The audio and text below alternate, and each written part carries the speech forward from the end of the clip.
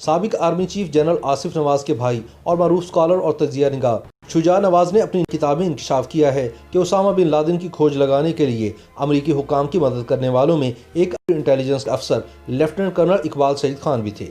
جو اس سے قبل پاکستان کی ملٹری انٹیلیجنس کا بھی حصہ رہ چکے تھے۔ بعد میں امریکی حکام نے کرنل اقبال کو نوازا اور وہ امریکی شہر سان ڈیاگو میں $24 لاکھ کی مالیت کی حویلی میں رہائش پذیر ہیں۔ یاد رہے کہ اس سے پہلے خیال کیا جاتا تھا کہ امریکی حکام کو اسامہ بن لادن کی گرفتاری میں مدد کرنے والے شخص کا تعلق پاکستانی ISI سے تھا، لیکن شجاع نواز کی حال ہی میں شائع ہونے والی کتاب دی بیٹل فار پاکستان میں اب دعویٰ کیا گیا ہے کہ اس شخص کا تعلق ملٹری انٹیلیجنس سے تھا۔ ایک امریکی تھنک ٹینک اٹلانٹک کونسل کے ساؤتھ ایشین سینٹر سے منسلک شجاع نواز نے کتاب کے مواد کے بارے میں بات کرتے ہوئے بتایا کہ کتاب کا محور بالخصوص سن 2008 سے پاکستان اور امریکہ کے تعلقات کے بارے میں ہے، لیکن کتاب کے بارے میں جائزہ لیا جائے تو اس میں ایسے کئی واقعات شامل ہیں جن کا ماضی میں اتنا کھلے عام ذکر شاذ و نادر ہی ہوا ہے۔ اسامہ بن لادن اور ان کے خلاف سن 2011 میں امریکہ کی جانب سے کیے گئے آپریشن کے بارے میں شجاع نواز نے 37 صفحات پر مبنی باب فرام تورا بورا ٹو پٹھان گلی کے نام سے لکھا ہے، جس میں انہوں نے تفصیلی طور پر اس آپریشن، اس کے محرکات اور اسامہ بن لادن تک پہنچنے کے لیے پاکستانی اور امریکی خفیہ اداروں کی جانب سے کی گئی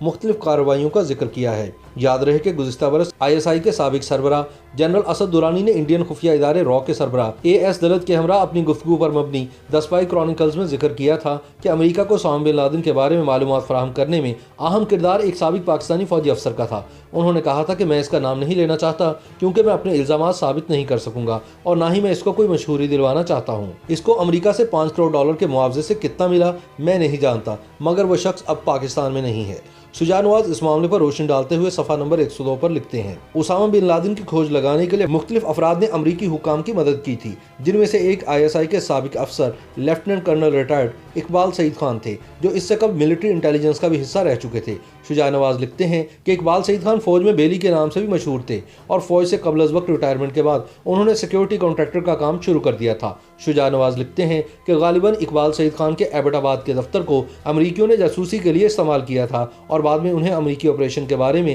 خاموش رہنے پر نوازا گیا۔ اسامہ بن لادن کے خلاف امریکی کارروائی پر پاکستانی حکومت نے ایبٹ آباد کمیشن قائم کیا، جس کی باضابطہ رپورٹ تو کبھی منظر عام پر نہیں آئی، لیکن غیر سرکاری طور پر سامنے آنے والی رپورٹ میں اقبال سعید خان کو بری کر دیا گیا تھا۔ لیکن شجاع نواز اپنی کتاب میں لکھتے ہیں کہ امریکی کارروائی کے فوراً بعد اقبال سعید خان پاکستان سے باہر چلے گئے تھے اور اسلام آباد DHA میں اپنا مکان بھی خالی چھوڑ دیا۔ سابق فوجی افسر اب امریکی شہر سان ڈیاگو میں $24 لاکھ کی مالیت کی حویلی میں رہائش پذیر ہیں اور سفید رنگ کی بیش قیمت گاڑی BMW ان کے زیر استعمال ہے۔